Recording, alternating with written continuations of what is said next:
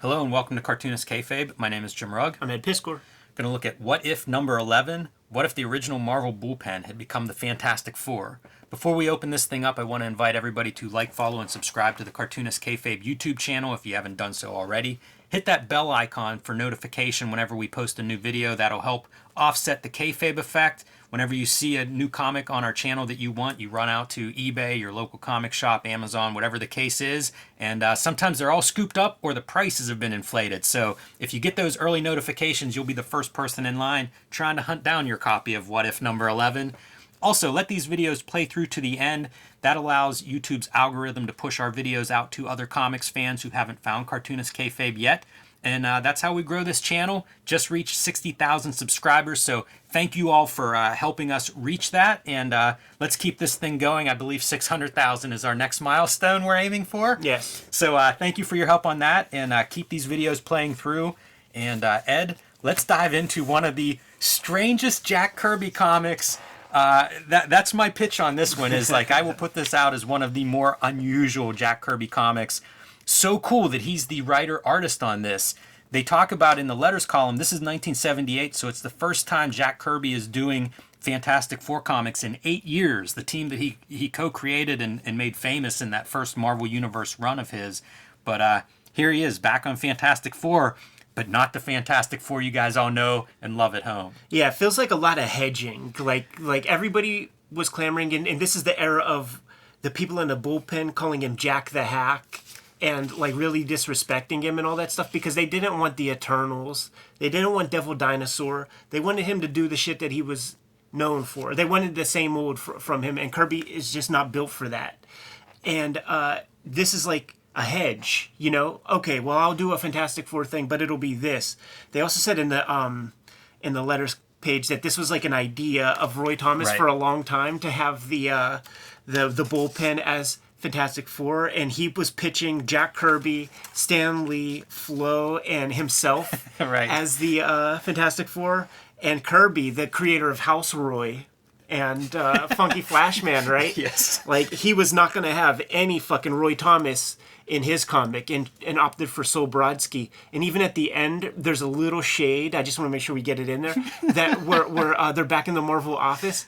And there's like some dialogue like, yeah, there's some new guy, Thomas, that works there. So it's even calling Roy Thomas out of his name a little bit. Yeah, that's funny. There's feelings that there might not be full respect for House Roy. There is, so a couple of other credits to note is Mike Royer and Bill Ray are credited as inker and letterer. How cool is that? So that? some maybe overlap between those guys, maybe a deadline, and Bill Ray had to come in and help out a little bit. I don't know what the circumstances are, but Mike Royer, a frequent 70s collaborator with Kirby. Bill Ray, man, I was thinking must be a pretty young Bill Ray, right? Absolutely, That's an early credit as far as my reading shows. Absolutely. That to me, that makes me wonder if he was like one of those kids that was going to I'm imagining he's a West Coaster. Yeah, maybe. You know, California dude. Like, he's got a lot of work in animation and things over the years.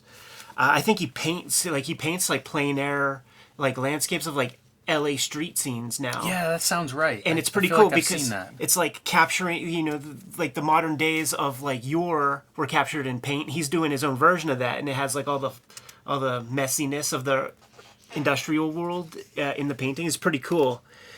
This is so we start out with adventure, which makes sense, but there's some really interesting stylistic elements of this. Like, for instance, I feel like Mike Royer is doing a little bit of a Joe Sinnott impression on some of the Fantastic Four images, you know, feathering a little bit more, you know, calling back to that classic run of Kirby and Sinnott on Fantastic Four. And then the other piece is very dialogue heavy, and I wonder if this is Kirby kind of doing a Stan Lee impression. Right, yeah. Like, I feel like there's promos to be cut, man. Like I think there was something about Stan's like old look or something. and he doesn't quite. You just know that this goes through an editor's hand first before it goes to a letterer. And I would love to imagine, like, guys, tell me what issue the Kirby Collector we see pencil pages of this. That's the one. Because I want to read the real dialogue, and I want to see all the parts where the Jack Kirby character is calling him Stanley. Yes. Because he'll do that often, like in interviews and stuff. Like, he'll call him Stanley. I want to see that so bad now, Ed, because Roy Thomas does make reference that, he touched up the dialogue a little bit here and there. Mentions that in the letters page. So this looks like a pinball game. Yes. It just looks like they've entered this pinball game, and that's hilarious. Got the bow in her neck. It's a fun, weird comic. It's double size, I think. I mean, it's a big page count. I mean, this is a mini graphic novel that he's creating here. And just odd, it made me think of Grant Morrison, because we're going to see these moments of like, they're working at Marvel Comics, these characters within this story, and they're now the Fantastic Four in this like counter Earth, real world, quote unquote, within this story. Just peculiar, like really bizarre and kind of different for what I think of as Jack Kirby. Yeah. Storytelling wise, writing wise, like it just feels different than any other Kirby comic I can think of. Absolutely. And it makes me yearn for like a Mad Men style Jack Kirby written and drawn comic about that time. Yeah. This is the closest we get. Flashback to the origin story of how these guys got these powers.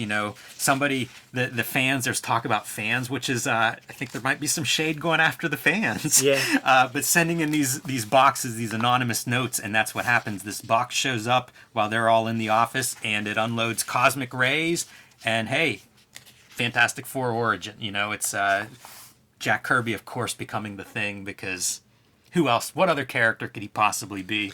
Stan Lee's characterization as Mr. Fantastic, pretty interesting, reminding characters he's the boss once or twice throughout this issue. Rest in peace, Norm Macdonald, with his great Fantastic Four joke sequence. I was thinking of Flo. She published that. I think it was the Big Apple Comics. I was thinking about dragging that in to kind of show Flo's initiative and creativity doing an underground comic in the 70s, probably around this time, maybe slightly later, early 80s. Yeah, she got in with those freaks. Those dirty hippies. Kim Deitch, man. And Saul Brodsky, of course, his son Solson Publications in the 80s, but longtime like #2 guy at Marvel Comics, production guy. A lot of heavy lifting on his part. Turning into your Human Torch, burning up some of Jack Kirby's precious artwork, by the way.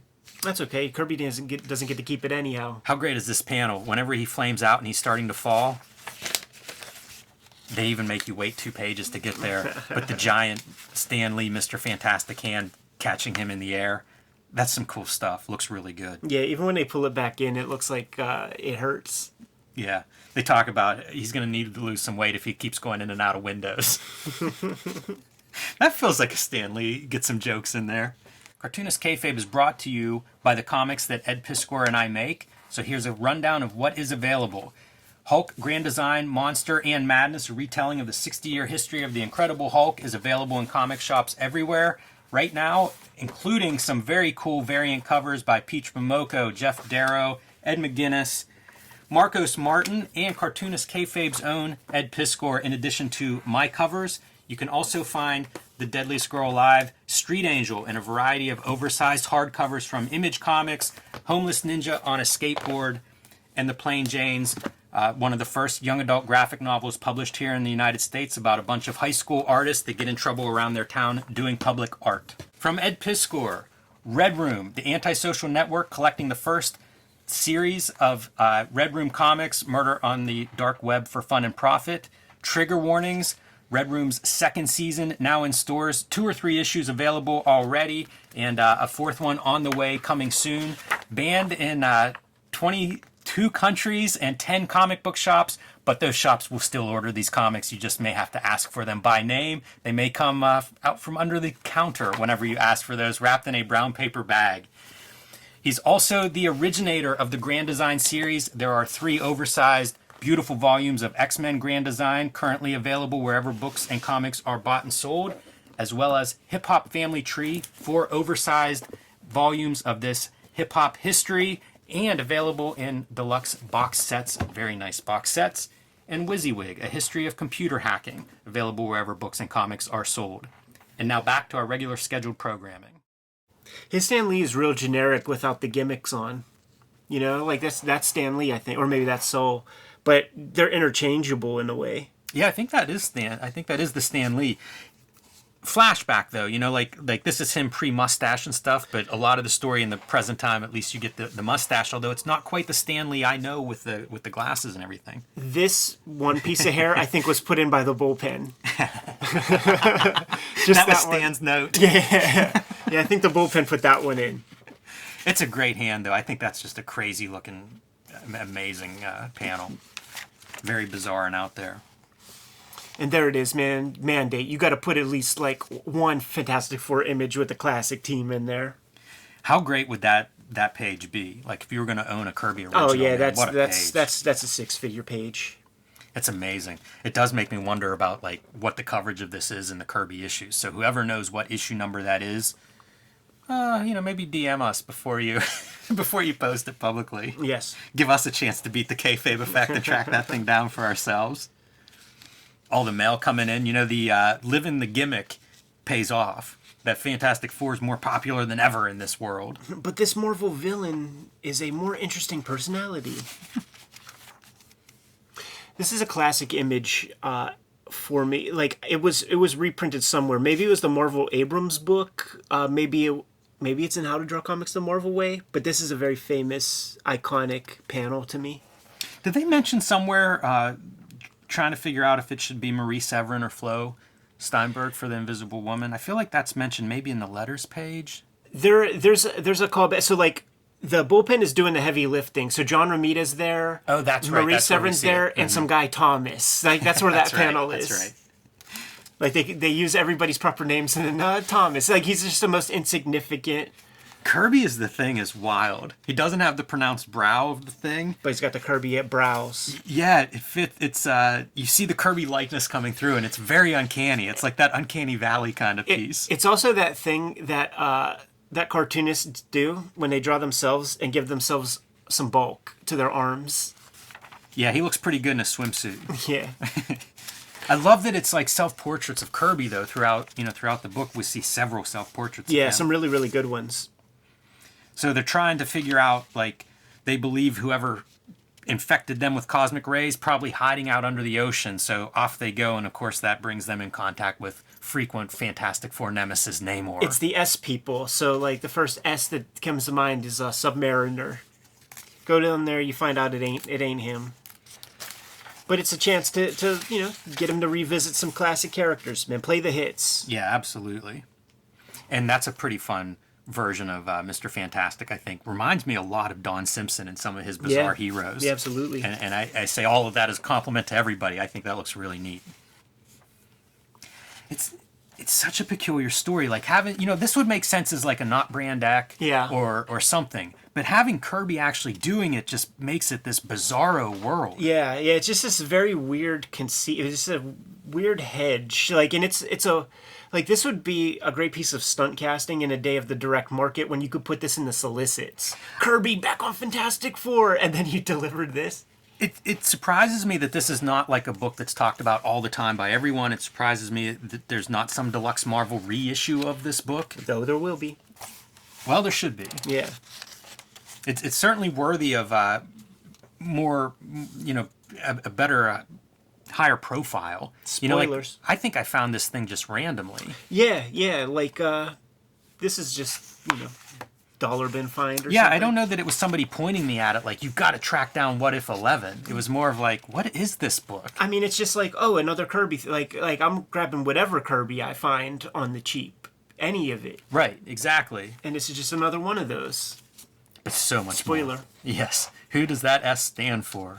We have looked at some other What Ifs, and again, good series. A lot of standout issues. The other couple of Millers are part of this first volume. I have those pulled. That's something to look at. And the issue after this is the Conan. What if Conan was in the 20th century? That's crazy to think. Is that really true? I'm pretty sure that's the issue that's called out here. You know what? There might be a couple different ones. What if Conan walked the earth today? Okay, you know what? There are a couple different ones. Because first off, that's the painted... You're thinking painted Sienkiewicz cover. Yes. He wasn't doing that shit in 78. Like, that doesn't line up. He's not even on Moon Knight yet, I don't think. He's nobody yet. But what I'm saying is, there are, like, several different kinds of where it's the same thing, but they call it something different. And I think that's what you're pointing out. I might be falling for their gimmicks. There was one where it's like they're like remaking their what ifs. They totally do. Like there's two different ones with like the Fantastic Four with no powers, and it's called two different. What if they beat Doctor Doom with no powers? What if they never got powers? Like there's it's funny. Anyhow. Yeah, and this is pretty kind of your classic. Looks like classic Kirby page, right? All of this, man, and this is when he is, and like every panel is a perfectly balanced piece of black and white, and then every page is perfectly balanced with the black and whites in total. He'll do the things like everything about the language that he's developed, like comes together in the 70s, where you get a big close up on every page, you get a full body shot, you like. The head of the character is never the same in any two panels. You know, it's always different camera views at even that level. This panel is just perfect. This first panel is just, it's everything. You know what I also wonder, Jimmy, is these straight lines that are done with a straight edge, it's beyond, it has more life to it than rapidographs and stuff. And I don't think it doesn't have the thick and thins that you would have with a like a dip pen hunt. I think they must use those rolling pens. It's certainly possible. Yeah, I don't know. It's funny. I'm looking at some of the lines like in the background here, and they're perfectly crisp. Yeah, that's French it's got to be stuff. French curved, right?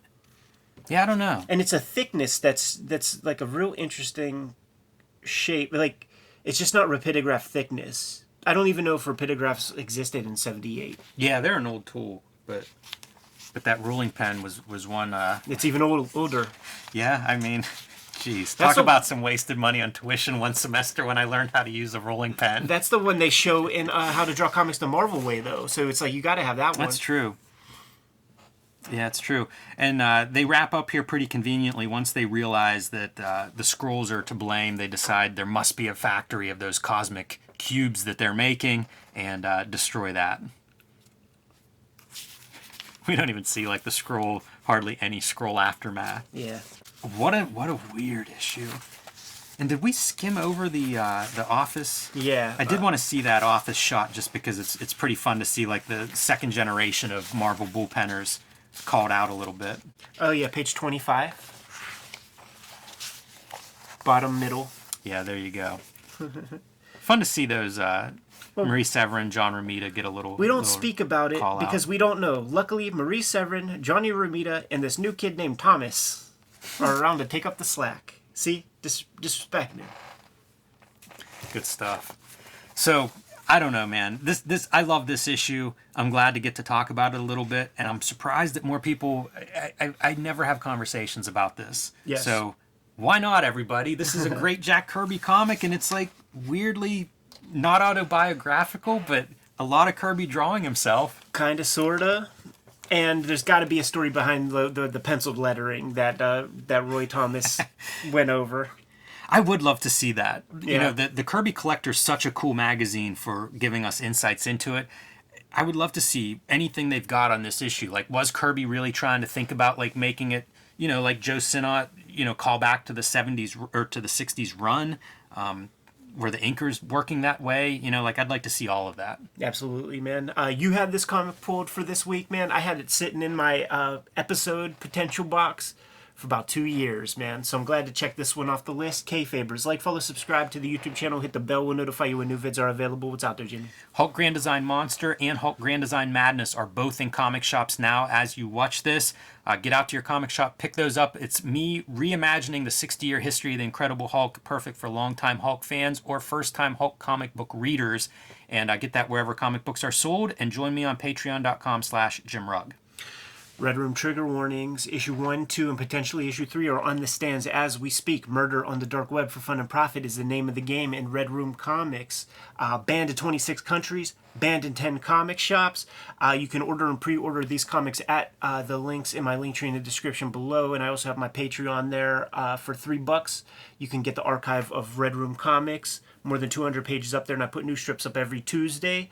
What else do we have out there, Jimmy? Subscribe to the Cartoonist Kayfabe newsletter at the links below this video. You can also find Cartoonist Kayfabe t-shirts and merchandise at the links below this video. That's another great way to support the Cartoonist Kayfabe channel. Give them those marching orders, dude. We'll be on our way. Read more comics.